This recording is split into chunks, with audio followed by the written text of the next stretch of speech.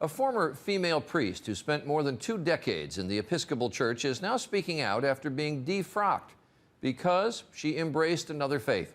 Today, Ann Holmes Redding calls herself both a Christian and a Muslim, but her move to Islam came at a very high price.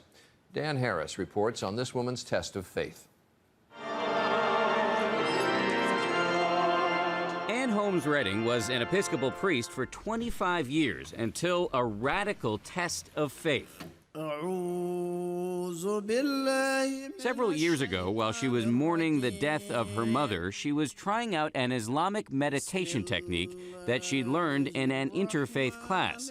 And that, she says, is when it happened. It came with such clarity and such power that I could understand it as nothing else but an invitation from God. In fact, she says it was Jesus himself who led her to Islam.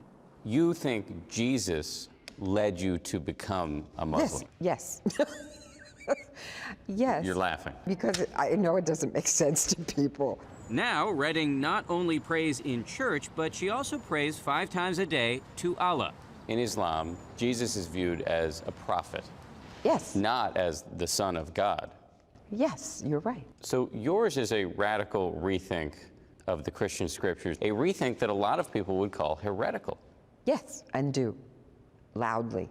This spring, the Episcopal Church revoked Redding's right to be a priest. Being defrocked, I would imagine, was a pretty traumatic experience.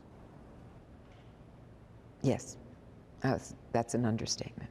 To imagine not being involved intimately in the lives of believing people, helping them understand their relationship and calling, baptizing babies.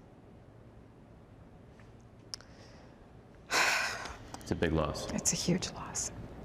Redding admits she still struggles to explain her transformation, even to herself. I am the one who's going to have to answer for this. I'm the one who's going to have to answer for what I've done with my life. And do you feel confident about that moment? It's in the best of hands. Dan Harris, ABC News, New York.